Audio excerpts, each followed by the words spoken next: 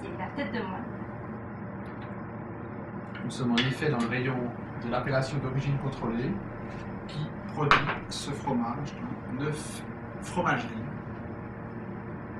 Tout vient d'ici, le lait, la vache, l'agriculteur, le fromager, et on va vous montrer comment cette délicieuse rosette se prépare. Bon appétit.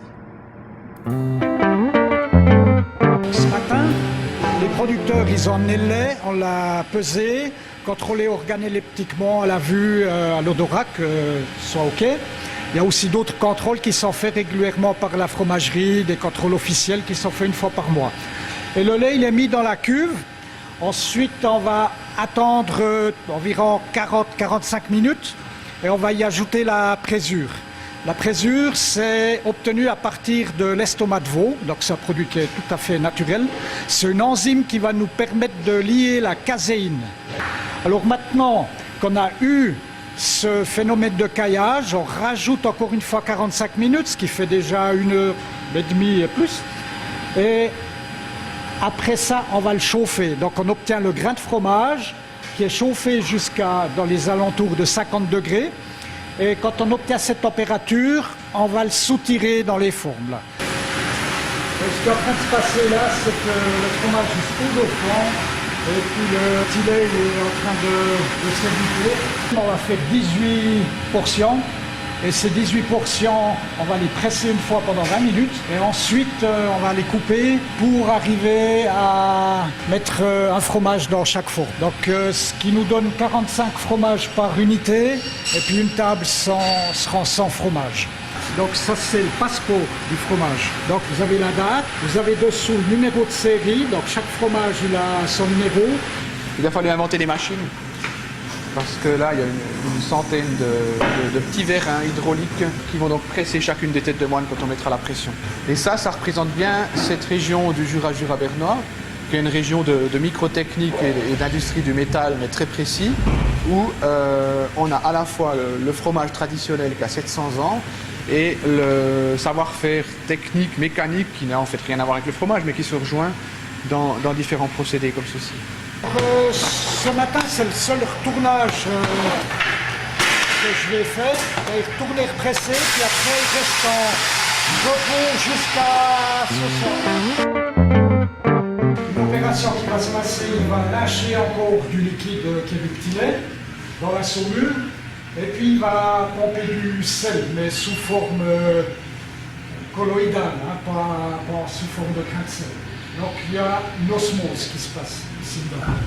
Et 24 heures, ça nous suffit d'avoir une croûte assez rigide pour que le fromage ne se déforme pas quand on le met à la cave sur les étagères. Vous allez voir plus tard à la cave. Alors chaque matin, on sort les fromages des petits moules, là, et on les passe sur des chapeaux comme ça. Et ils sont plongés dans la saumure.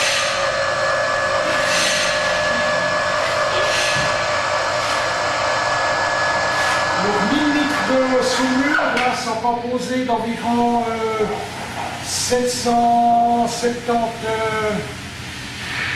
kilos d'eau, de petit lait, et puis 230 kilos de sel.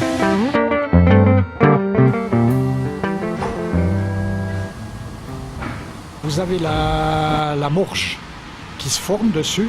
C'est ce qui va donner le goût caractéristique au fromage. Ce même fromage-là, si je le mets sous film, ça peut être un film plastique, ça peut être de la paraffine, il n'aura pas le goût caractéristique qu'il a parce qu'il n'aura pas eu le travail de dégradation des protéines en surface par la morche. Parce que là, au gramme, on a des milliards de bactéries, c'est un mélange de bactéries qu'il nous faut toujours bien régler en humidité, aussi avec la salaison, pour que le processus passe bien. Donc ils sont faits, on peut dire, 3 fois par semaine. Et puis quand ils sont un peu plus âgés, qu'ils ont atteint leur couleur, là, on va le faire début de semaine, puis peut-être fin de semaine ou bien début de la semaine après, plus qu'une fois par semaine. Puis après, plus qu'une fois par 10 jours avec l'âge. Donc tourner, frotter, pour que cette morche puisse vivre et se développer, quoi. Donc c'est une conserve qui est 100% vivante, hein. Donc là, il a la forme de la boîte de conserve. Nous sommes à l'Anjou, devant la fabrique La Girole, dans laquelle M. Crevoisier, en 1981, a inventé cet outil. Jusqu'à cette période-là, la tête de moine se mangeait avec un couteau. Le père de famille raclait la tête de moine.